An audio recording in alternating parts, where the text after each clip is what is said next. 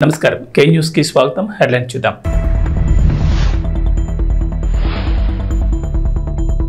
ఢిల్లీలో ప్రధాని మోడీతో తెలుగు రాష్ట్రాల ముఖ్యమంత్రుల భేటీ, పలు అంశాలపై చర్చ.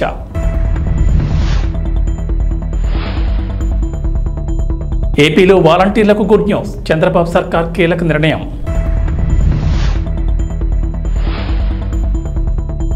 తెలంగాణ ప్రభుత్వ ఉద్యోగులకు గుడ్ న్యూస్, రేవంత్ సర్కార్ కీలక నిర్ణయం.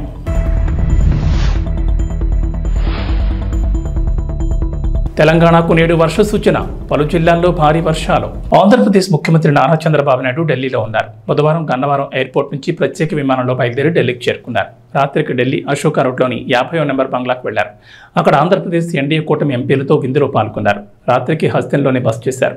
ఇవాళ షెడ్యూల్లో భాగంగా ప్రధానమంత్రి నరేంద్ర మోడీతో పాటు పలువురు కేంద్ర మంత్రులతో చంద్రబాబు సమావేశం కానున్నట్లు తెలుస్తోంది. ఇవాళ ఉదయం 10 గంటల 15 నిమిషాలకు ప్రధాని నరేంద్ర మోడీతో చంద్రబాబు భేటీ అయ్యారు. అనంతరం రక్షణ, హోం, ఉపరితల రవాణా, వాణిజ్య, గ్రామీణాభివృద్ధి, పట్టణాభివృద్ధి శాఖల కేంద్ర మంత్రులను కలవనున్నారు. శుక్రవారం కేంద్ర ఆర్థిక మంత్రి నిర్మలా సీతారామన్తో సమావేశం కాబోతున్నారు.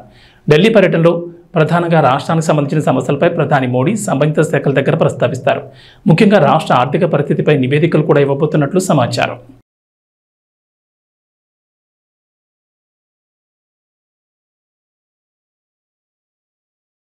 ఢిల్లీ పర్యటనలో తెలంగాణ సీఎం రేవంత్ రెడ్డి కూడా ఉన్నారు. నేటి సాయంత్రం ప్రధాని నరేంద్ర మోడీతో భేటీ కానున్నారు. గురువారమే ఇరువురు సమావేశం కావాల్సినప్పటికీ లోక్సభ సమావేశాల దృష్ట్యా అది వాయిదా పడింది.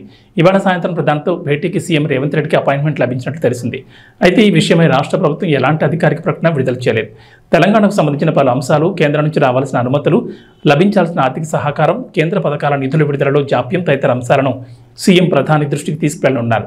ఈసారి సమావేశంలో తెలంగాణకు సంబంధించి పాలమూరు రంగారెడ్డి ప్రాజెక్టుకు జాతీయ హోదా, బొగ్గు గనుల వేలంలో సింగరేణికి భాగస్వామ్యం కల్పించడం, సైనిక్ స్కూల్ ఏర్పాటు, రక్షణ శాఖకు చెందిన భూములను రాష్ట్రానికి అప్పగించడం, విభజన చట్టంలోని అపరిష్కృతంగా ఉండిపోయిన Kazipet railway coach factory, Bayyaram ఉక్కు పరిశ్రమ ఏర్పాటు, గిరిజన వర్సిటీకి నిధుల కేటాయింపు తదితర అంశాలను సీఎం రేవంత్ ప్రధాని మోడీ దృష్టికి తీసుకెళ్లనున్నారు.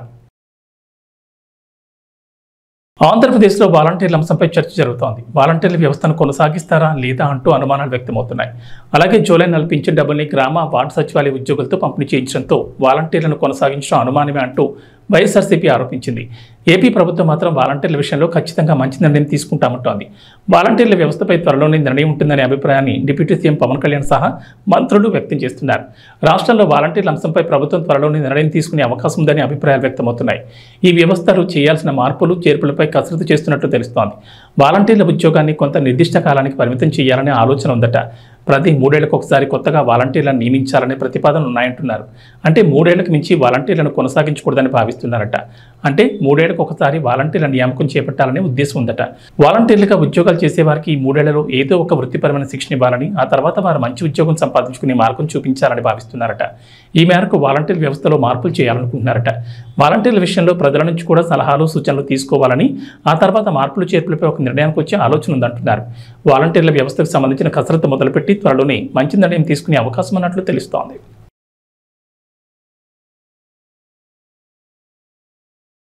Andhra Pradesh deputy CM Janasena party అధినేత పవన్ కళ్యాణ్ కీలక నిర్ణయం తీసుకున్నారు. పిఠాపురంలో సొంతంగా ఇల్లు కట్టుకునేందుకు సన్నాహాలు మొదలుపెట్టారు. స్థానికంగా స్థలం కొనుగోలు చేశారు. బుధవారం రిజిస్ట్రేషన్ కూడా చేయించుకున్నారు. పిఠాపురం మండలంలోని భోగాపురం ఎల్లింద్రాడ రెవెన్యూ పరిధిలో 1.44 ఎకరాలు, 2.08 ఎకరాలు మరో బిట్ స్థలం తీసుకున్నారు. పవన్ కళ్యాణ్ ఆ భూమికి సంబంధించి బుధవారం మధ్యాహ్నం 1:30 నిమిషాల నుంచి 2 గంటల మధ్యలో రిజిస్ట్రేషన్ కూడా పూర్తి చేశారు. పవన్ స్థలం కొనుగోలు చేసిన ప్రాంతంలో ఎకరం మార్కెట్ విలువ 15 నుంచి 16 లక్షల మేర ఉందని చర్చ జరుగుతోంది. అంటే ఈ భూమి విలువ కోట్లలో ఉంటుందంటున్నారు. అంతేకాదు జనసేన నేతలు మరో 10 ఎకరాల తోటలు కొనేందుకు సిద్ధమవుతున్నట్లు తెలుస్తోంది. పవన్ కళ్యాణ్ పిఠాపురంలో ఇంటి నిర్మాణం కోసం కొనుగోలు చేసిన భూమిలో 2 ఎకరాల స్థలంలో క్యాంప్ ఆఫీస్, మిగిలిన స్థలంలో ఇల్లు కట్టుకోవాలని భావిస్తున్నారు. తాను ప్రాతినిధ్యం వహిస్తున్న పిఠాపురం వాస్తవ్యుడిగా ఉంటానని బహిరంగ సభలో డిప్యూటీ సీఎం ప్రజల ముందే ప్రకటించారు. ఇప్పుడు ఆ దిశగా స్థలం కొనుగోలు చేసి ఇంటి నిర్మాణానికి సిద్ధమవుతున్నారు. పిఠాపురంలో మీకు చెప్పాను ఇందాకే, సాయంత్రం రిజిస్టర్ చేశాను ల్యాండ్ అని. త్వరలోనే అక్కడ నా ఇల్లే కడతాను, ఆఫీస్ కూడా కడతాను, క్యాంప్ ఆఫీస్ ఇక్కడ కడతాను. 1 ఎకరం స్థలం, 1 ఎకరం 2 ఎకరాల స్థలం. పార్టీ ఆఫీస్ ఈరోజు నాకు బాధగా ఉంది. రోడ్ల మీద ఉండిపోతూ ఉన్నారు. జనసేన ఆఫీస్కి రావాలి అంటే ముందు వాకిళ్ళు తెరిచి ఉండాలి. అందుకే నాకు 2 ఎకరాల స్థలం పెట్టండి. ఎవరు వచ్చినా ముందుకు రావాలి. ఇలా ఉండాలి కనీసం. మా హక్కు ఇది జనసేన ఆఫీసు. కానీ చిన్న ఆఫీసులు అయిపోతే ఏమనిపిస్తుంది, దూరం నుంచి ఉంటారు. ఇంత ప్రేమగా వచ్చిన మీకు గేట్లు తెరిచి జనసేన మిమ్మల్ని వచ్చి రా అని చెప్పేలాగే 1 ఎకరం 2 ఎకరాల స్థలం మీరు వచ్చి సాయంత్రాలు కూర్చున్నా నాకు ఇబ్బంది లేదు, మాట్లాడుకునే ఇబ్బంది లేదు, ఇలా రోజు మాట్లాడుకునే నాకు ఇబ్బంది లేదు. అలాగే చాలామంది పిటిషన్స్తో వస్తూ ఉన్నారు. ఈరోజు ఒక 5 మందిని నేను అపాయింట్ చేశాను ఇక్కడి నుంచి రాకముందే. వారి చేత పిటిషన్లు తీసుకుంటా ఉన్నా. ప్రయారిటీ ఒకటే చెప్పాను, ఎవరైనా సరే మెడికల్ సంబంధించిన సమస్యలు వస్తే దాని ప్రయారిటీ తీసుకోండి. అలాగే లా అండ్ ఆర్డర్ సమస్య, ఏమైనా కిడ్నాపింగ్లు జరిగినా దాడులు జరిగినా అది ప్రయారిటీ తీసుకోండి. అలాగే విద్యార్థులకి ఏదన్నా కష్టాలు ఏదైనా విద్యకు సంబంధించి ఉంటే అది ప్రయారిటీ తీసుకోండి. అలాగే యువతకి ఉపాధి అవకాశాలు అంటే ప్రభుత్వ ఉద్యోగాలు వచ్చే లోపు మన మద్దతుదారులు, మన తెలుగుదేశం నాయకులు ఉన్నారు, తెలుగుదేశం పార్టీ మద్దతుదారులు ఉన్నారు, కృష్ణరాజు గారు ఉన్నారు, వర్మ గారు ఉన్నారు. ఇవన్నీ కాకుండా కూటమికి నిలబడ్డ చాలామంది పెద్దలు ఉన్నారు. వారందరి కంపెనీల్లో జాబ్ మేళా ఇక్కడే పెట్టుకుందాం. వారిని పిలిపిస్తాను. మన ఉదయ్ శ్రీనివాస్ ఉన్నారు, చాలామంది ఢిల్లీ నుంచి పిలిపించి జనసేన ఆఫీస్లో యువతకి మీకు స్కిల్ ఉంటే వచ్చి మీరు జాబ్ మేళా ఇక్కడే పెడతారు. మీరు వచ్చి మీ సమర్థత ప్రతిభని బట్టి మీరు ఉద్యోగాలు ఇక్కడే సెలెక్ట్ అయ్యేలాగా మీరు ఎన్నుకోబోయేలాగా బాధ్యత కూడా తీసుకుంటాం. తెలంగాణలోని ప్రభుత్వ ఉద్యోగులకు రేవంత్ సర్కార్ గుడ్ న్యూస్ చెప్పింది. చాలా ఏళ్లుగా బదిలీల కోసం ఉద్యోగులు ఎదురుచూస్తుండగా తాజాగా ట్రాన్స్ఫర్లకు గ్రీన్ సిగ్నల్ ఇచ్చింది. 5 ఏళ్ల తర్వాత బదిలీలపై నిషేధాన్ని ఎత్తివేస్తూ ఆర్థిక శాఖ స్పెషల్ సీఎస్ రామకృష్ణారావు ఉత్తర్వులు జారీ చేశారు. ఒకే చోట 4 ఏళ్లుగా పనిచేస్తున్న ఉద్యోగులను తప్పనిసరి బదిలీ చేయాలని ఉత్తర్వులు వెల్లడించారు. ఈ మేరకు ఈ నెల 5 నుంచి జూలై 20 వరకు బదిలీలకు షెడ్యూల్ ప్రకటించారు. ఎలాంటి అవకతవకలకు తావు లేకుండా పారదర్శకంగా ఆన్లైన్ కౌన్సిలింగ్ ద్వారా ఉద్యోగులను బదిలీ చేసేందుకు ప్రభుత్వం సిద్ధమైంది. మొత్తం 7 అంశాల ఆధారంగా ఉద్యోగుల బదిలీ ప్రక్రియ చేపట్టనున్నారు. స్పౌజ్ 2025 జూన్ 30లోగా రిటైర్డ్ అయ్యేవారు, వితంతువులు, కొన్ని కేటగిరీల అనారోగ్యంతో బాధపడుతున్న వారికి ఇందులో ప్రాధాన్యం ఉంటుంది. సీఎం రేవంత్ రెడ్డి ఆదేశాలతో ఈ మేరకు ఆర్థిక శాఖ జీవో 80 విడుదల చేసింది. ఈ ఏడాది జూన్ 30 నాటికి ఒకే చోట 4 ఏళ్లుగా పనిచేస్తున్న ఉద్యోగులను తప్పనిసరిగా బదిలీ చేయాలని నిర్ణయించింది. బదిలీలకు విధి విధానాలు, మార్గదర్శకాలను కూడా వెల్లడించింది. సంచలన నిర్ణయాలతో పాలనతో తనదైన మార్పు చూపిస్తున్న తెలంగాణ ముఖ్యమంత్రి రేవంత్ రెడ్డి విద్యారంగంపై కూడా తనదైన ముద్ర ఉండేలా కీలక నిర్ణయాలు తీసుకుంటున్నారు. ఇప్పటికే మహిళలు, రైతులు, నిరుద్యోగులపై ఫోకస్ పెట్టిన సీఎం రేవంత్ రెడ్డి పలు ఆకర్షణీయమైన పథకాలను అమలు చేస్తున్నారు. త్వరలోనే మరికొన్ని పథకాలను అమలు చేసేందుకు రంగం సిద్ధం చేస్తున్నారు. ఇక నిరుద్యోగుల కోసం జాబ్ క్యాలెండర్ ప్రకటించేందుకు కసరత్తు చేస్తున్నారు. ఈ నేపథ్యంలోనే విద్యార్థులపై కూడా సీఎం రేవంత్ రెడ్డి దృష్టి సారించారు. ఇప్పటికే మూతబడిన అన్ని స్కూళ్లను తెరిపిస్తామని, ప్రతి పల్లెకు తాండాకు ఒక బడి ఉండేలా చర్యలు తీసుకుంటామని రేవంత్ రెడ్డి మాట ఇచ్చారు. కాగా నడుస్తున్న పాఠశాలల్లో విద్యార్థులకు నాణ్యమైన, మెరుగైన విద్యను అందించేందుకు రేవంత్ రెడ్డి సర్కార్ కీలక నిర్ణయం తీసుకుంది. క్వాడ్జెన్ అనే ప్రముఖ సంస్థతో కలిసి తెలంగాణలోని ప్రతి పాఠశాలకు ఇంటరాక్టివ్ వైట్ బోర్డ్, విద్యార్థులకు 20,000 లోపు ల్యాప్టాప్లను అందించాలని సీఎం రేవంత్ రెడ్డి నిర్ణయించారు. రాష్ట్రంలో 5G మొబైల్ నెట్వర్క్ను మరింత విస్తృతం చేసేందుకు చర్యలు కూడా చేపట్టారు. హైదరాబాద్ నుంచి శంషాబాద్ రాజీవ్ గాంధీ ఇంటర్నేషనల్ ఎయిర్పోర్ట్కు బస్సుల్లో రాకపోకలు సాగించే వారి కోసం తెలంగాణ ఆర్టీసీ కొత్తగా బస్ పాస్ తీసుకొచ్చింది. ఈ రూట్లో పుష్పక్ ఏసీ జనరల్ బస్ పాస్ను ప్రవేశపెట్టింది. ఈ బస్ పాస్ ధరను 5,000గా డిసైడ్ చేశారు. నెలవారీ బస్ పాస్తో పుష్పక్ ఏసీ బస్సులే కాకుండా హైదరాబాద్ నగరంలోని ఇతర బస్సుల్లోనూ ప్రయాణించవచ్చు. గ్రేటర్ పరిధిలో ఏ బస్సులోనైనా ఎక్కడి నుంచి ఎక్కడికైనా ప్రయాణించేందుకు వెసులుబాటు కల్పించారు. ఇదే కాకుండా జనరల్ రూట్ పాస్ను కూడా టీజీఎస్ఆర్టీసీ అధికారులు ప్రవేశపెట్టారు. బాలాపూర్, క్రాస్ రోడ్, సెల్వీనగర్, శంషాబాద్, అరంఘర్, గచ్చిబౌలి నుంచి ఎయిర్పోర్ట్ వరకు రూట్ పాస్ను అందుబాటులోకి తీసుకొచ్చినట్లు గ్రేటర్ ఆర్టీసీ ఈడీ వెల్లడించారు.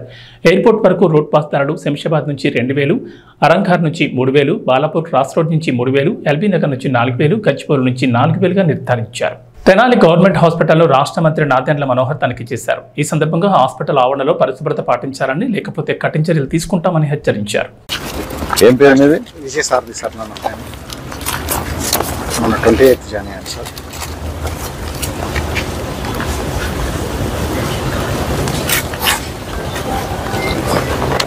One week. Okay sir. I'm giving you only 1 week. మొత్తం I want everything clean. Parking ఇక్కడ పెట్టుకోవచ్చు, స్టాఫ్ పార్కింగ్ పెట్టుకోవచ్చు. Not there.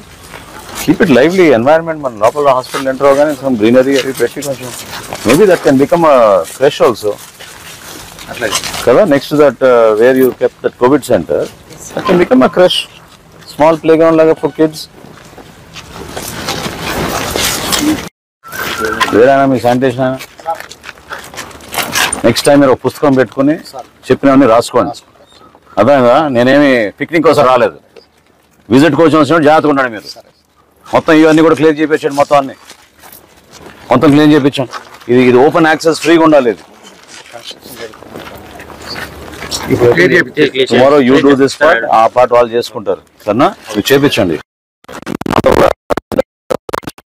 Of tea, show him, he'll be happy to do. Yes, sir. When you don't want to work, what can you do?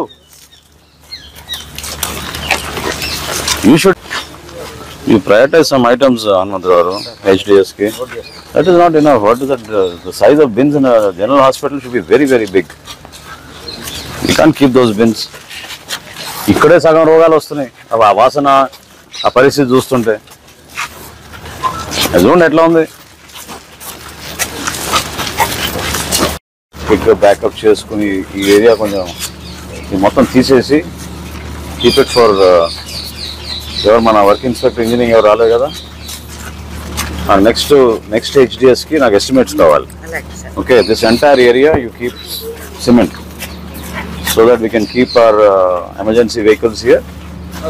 Once they come and drop a patient, they should be able to turn here. So ఈ ramp కట్టేసి ఇది మొత్తం area చూసుకోండి మీరు. మొత్తం ఈ area CC చేయించండి. ఈ పోల్ దగ్గర నుంచి ఆ చెట్టు వరకు అట్లీస్ట్ 2 vehicles వచ్చేటట్టు చూడండి. This can be shifted. ఇంకేంటి వాడుతున్నారు ఇది? Already we are having water coolers inside. But we have piped water supply. We are not getting. We are having 2 and what is that doing there? We are having 2 RO plants. RO plant కాదు, municipality will supply to you piped water plant, water facility. తీసుకోలేదు sir మన దగ్గర నుంచి supply ఉంది. We are having groundwater, sir. That's why we are. No, don't take groundwater. మన pipe line ఎక్కడ వరకు వచ్చింది? అమరావతి ప్లాట్స్ ఉంది కదా మొత్తం. ఉంది సార్, ఏరియాలో సార్ వాళ్ళ రిక్వైర్మెంట్ ఏంటో చూడండి. Will give you water from Krishna river. మీకు అంతగానే ఏం కావాలి? మీరు ఎందుకు అనవసరంగా ఇవన్నీ పెడుతున్నారు? చూడండి అసలు పరిస్థితి అక్కడ. అసలు దిస్ ఇస్ ద వే మనం హాస్పిటల్లో శానిటేషన్ పెడతాం. ఇంకా బయట గురించి ఏం మారుతాం? ఎన్ని రోజులు అయింది అన్నారు మీరు వచ్చి? విజయ్ కృష్ణ మీ పేరు? ఎన్ని రోజులు అయింది? 20 days sir. 20 days. Issue memo to him. I thought 4 days. Okay? Issue memo, put up the memo in the HDS. Mining pollution శాఖకు చెందిన రికార్డులను ధ్వంసం చేశారు. యనమల కుదురు కట్ట మీద రోడ్డు వెంట సిబ్బంది రికార్డులను తగలబెట్టారు. మంటలను చూసి స్థానికులు ఏమిటని ప్రశ్నించారు. అయితే వెంటనే సిబ్బంది కారులో పరారయ్యారు. మైనింగ్ పొల్యూషన్ శాఖకు చెందిన అనేక పత్రాలు, హార్డ్ డిస్క్లు, క్యాసెట్లు దగ్ధం చేశారు. Pollution control board chairman Sameer Sharma ఆదేశాలతో పత్రాలు దగ్ధం చేశామని డ్రైవర్ అన్నారు. పోలీసుల అదుపులో డ్రైవర్ నాగరాజు ఉన్నాడు. చూసావా? ఓకే,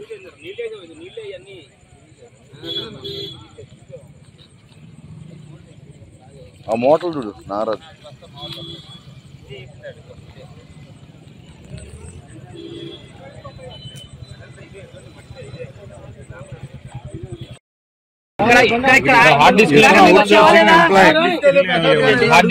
డిపార్ట్మెంట్ ఏంటి? నువ్వు out sourcing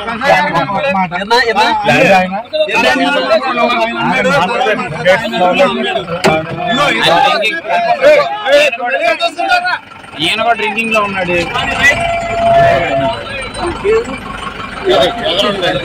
ముందేంటి Nagaraju outsourcing employee pollution control board లో చేస్తున్నాడు. ప్లానింగ్ డిపార్ట్మెంట్ అన్న, ప్లానింగ్ డిపార్ట్మెంట్ ఏం చేస్తుంటారు మీరు?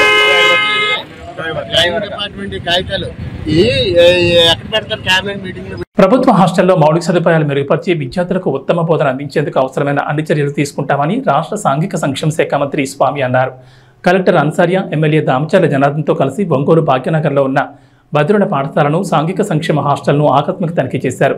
హాస్టల్లోని బాలికలకు అందుతున్న వసతులు మరియు వారి సమస్యలను స్వయంగా అడిగి తెలుసుకున్నారు. ఈ సందర్భంగా విద్యార్థులు హాస్టల్లో పలు సమస్యలను మంత్రి దృష్టికి తీసుకొచ్చారు. విద్యార్థులకు వారికి కావాల్సిన మౌలిక సదుపాయాలను వెంటనే అందించాలని సంబంధిత అధికారులను మంత్రి ఆదేశించారు. రాష్ట్రంలోని అన్ని ఎస్టీ, బీసీ హాస్టల్లో మౌలిక సదుపాయాలు పెంపొందించి వారికి నాణ్యమైన విద్యతో పాటు నైపుణ్యాన్ని కూడా పెంచేందుకు రాష్ట్ర ప్రభుత్వం అన్ని చర్యలు తీసుకుంటుందని మంత్రి తెలిపారు. ఈ కార్యక్రమంలో మంత్రితో పాటు సాంఘిక సంక్షేమ శాఖ డిప్యూటీ డైరెక్టర్ లక్ష్మణ్, దివ్యాంగుల సంక్షేమ శాఖ సహాయ సంచాలకులు అర్చన, ఒంగోలు ఆర్డీఓ సుబ్బారెడ్డి తదితరులు పాల్గొన్నారు.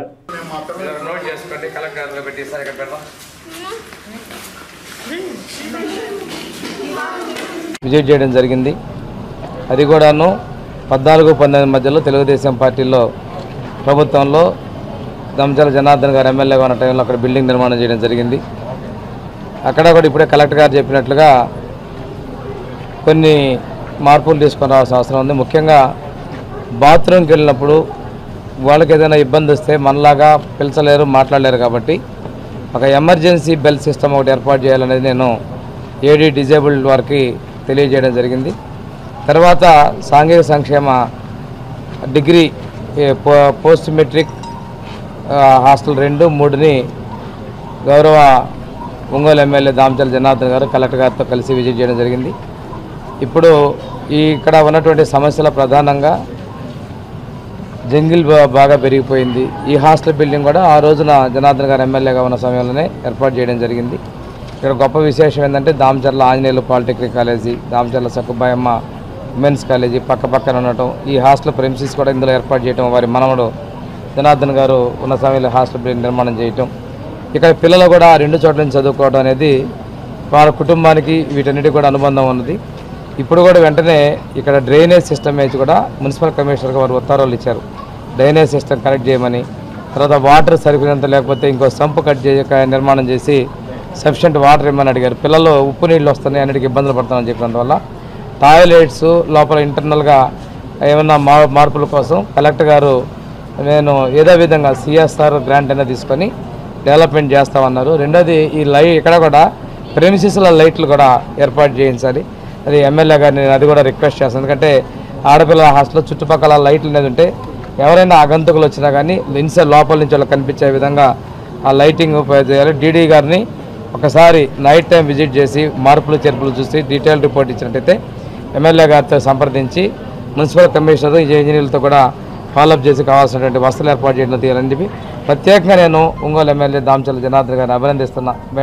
సమస్యలు చూసిన వెంటనే మున్సిపల్ కమిషనర్ గారితో వీటి పరిష్కారం చొరవ తీసుకుందుకు మిగిలిన వసతి ఏర్పాట్ల కోసం కూడా మేము కలెక్టర్ గారు కూడా చొరవ తీసుకున్నందుకు వారిని కూడా నేను అభినందిస్తూ ఇదే విధంగా రాష్ట్ర వ్యాప్తంగా ఉన్న ప్రభుత్వ హాస్టల్, అది సాంఘిక సంక్షేమ కావచ్చు, గిరిజన సంక్షేమ కావచ్చు, వెనుకబడిన వర్గాల సంక్షేమ హాస్టల్, వీటన్నింటినీ కూడా మనం అభివృద్ధి తీసుకురావడంలో ముఖ్యమంత్రి గారు చొరవ ఉన్నారు.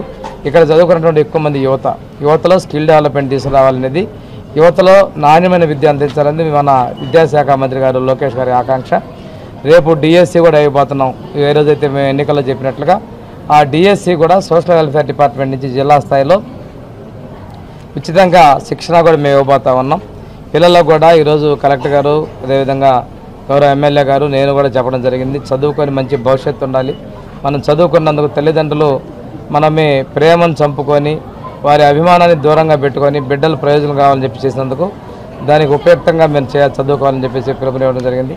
ఈ సందర్భంగా కాలేజీ సిబ్బంది కూడా కలవడం జరిగింది. వారు కూడా మేము నాణ్యమైన విద్యలో ముందుంటామండి, ప్రభుత్వం యొక్క సూచనల ప్రకారం నడుచుకుంటామని చెప్పినందుకు ముందుకు తీసుకుంటూ తప్పనిసరిగా హాస్టల్ మెరుగు కోసం మేము కృషి చేస్తాం తెలియజేస్తున్నాం. పవన్ కళ్యాణ్ ప్రస్తుతం తన సినిమాల మీద ఓ క్లారిటీతో ఉన్నారు. డిప్యూటీ సీఎంగా పదవి బాధ్యతలు తీసుకున్న తర్వాత క్షణం తీరిక లేకుండా ప్రజాసేవలోనే ఉంటున్నారు. ప్రతి వ్యవస్థను మూలాల్లోకి వెళ్లి అవినీతిని అంతం చేయాలని పాటుపడుతున్నారు. అధికారులందరినీ పరుగులు పెట్టిస్తున్నారు. ఇక పిఠాపురం నియోజకవర్గ అభివృద్ధిని ఆయన మరింత ప్రత్యేకంగా తీసుకున్నారు. అందుకే సినిమాలకు తాను డేట్లు ఇవ్వలేనని నిర్మాతలకు క్షమాపణ చెప్పారు. కనీసం రోడ్లైనా బాగు చేయకపోతే మళ్ళీ మీరే తిడతారు కదా అంటూ నవ్వుతూ అనేశారు. అయితే అశ్వినిదేవ్ తాజాగా ఓ విషయాన్ని బయటపెట్టేశారు. ఓ ఇంటర్వ్యూలో మాట్లాడుతూ టిక్కెట్ల రేట్ల మీద పవన్ కళ్యాణ్ అన్న మాటల్ని ఆయన అభిప్రాయాన్ని చెప్పేశారు.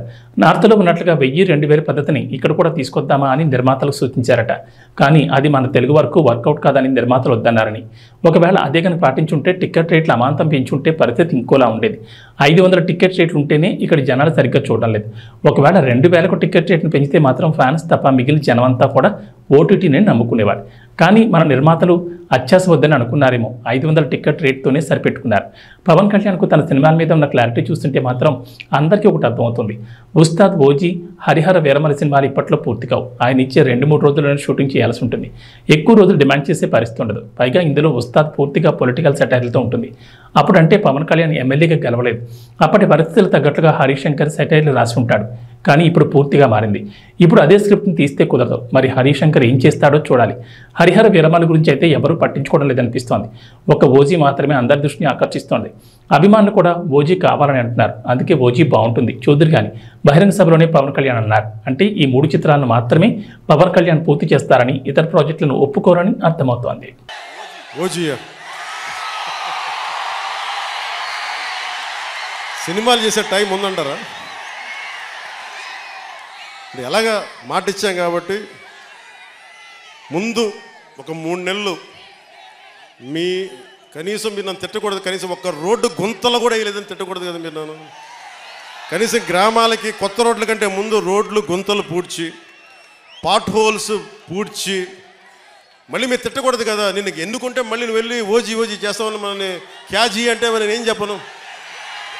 ఒక భయంతో మా నిర్మాతలు కూడా చెప్పాను, కొంచెం క్షమించాలి, మా రాష్ట్ర మా ఆంధ్ర రాజ్య ప్రజలకి మేము కొంత కనీసం సేవ చేసుకొని కుదిరినప్పుడల్లా ఒక 2 రోజులు 3 రోజులు మీకు షూటింగ్ చేస్తాను, ఎక్కడ పనికి అంతరాయం రాకుండా.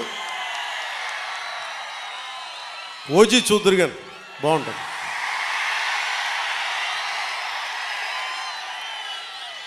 పదమూడేళ్ల తర్వాత మళ్లీ ఐసీసీ ట్రోఫీ గెలవడంతో టీమిండియా ఆటగాళ్ల ఆనందానికి అవధులు లేవు. T20 ప్రపంచ కప్ ఫైనల్ ముగిసిన తర్వాత మైదానంలో ఓ రేంజ్లో సెలబ్రేషన్ చేసుకున్నారు. ఇక బెరిల్ తుఫాన్ కారణంగా గత శనివారం నుంచి బార్బడోస్లోని చిక్కుకుపోయిన భారత జట్టు ఎట్టకేలకు స్వదేశానికి చేరుకుంది. ఇవాళ ఉదయం 6 గంటల ప్రాంతంలో ఢిల్లీ విమానాశ్రయంలో దిగారు. బీసీసీ ఏర్పాటు చేసిన ప్రత్యేక ఎయిర్ ఇండియా విమానంలో ఆటగాళ్లు, వారి కుటుంబ సభ్యులు, సిబ్బంది, మీడియా ప్రతినిధులు ఇండియాకు చేరుకున్నారు. ఎయిర్పోర్ట్లో ఆటగాళ్లకు అభిమానులు ఘనస్వాగతం పలికారు. అయితే విమానంలో టీమిండియా ప్లేయర్లు చేసిన సెలబ్రేషన్స్ తాలూకా వీడియో ఒకటి ఇప్పుడు నెట్టింట వైరల్ అవుతోంది. ఈ వీడియోను బీసీసీ తన అధికారిక ఎక్స్ ఖాతా ద్వారా అభిమానులతో పంచుకుంది. కెప్టెన్ రోహిత్ శర్మ ఫన్నీ ఎక్స్ప్రెషన్తో వీడియో మొదలైంది. విమానంలో రోహిత్ చేష్టలు చాలా ఫన్నీగా ఉన్నాయి. ఆ తర్వాత ట్రోఫీతో విరాట్ కోహ్లీ, జస్ప్రీత్ బుమ్రా, రిషబ్ పంత్, హర్షదీప్ సింగ్, అక్షర్ పటేల్, సూర్యకుమార్ దంపతులు కనిపించారు.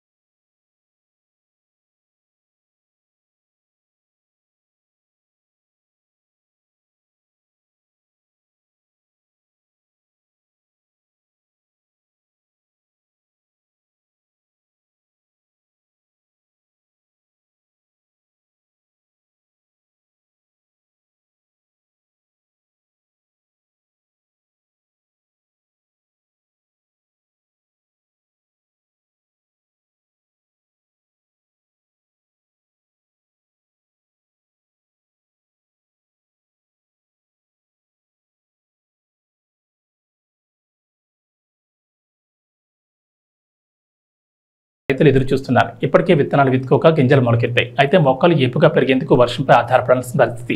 ఈ నేపథ్యంలో హైదరాబాద్ వాతావరణ కేంద్రం అధికారులు అన్నదాతలకు గుడ్ న్యూస్ చెప్పారు. నేటి నుంచి 5 రోజుల పాటు రాష్ట్రంలో విస్తారంగా వర్షాలు కురుస్తాయని చెప్పారు. నైరుతి రుతుపవనాలకు తోడు ఉపరితలం నుంచి వీస్తున్న గాలుల ప్రభావంతో వర్షాలు పడతాయన్నారు.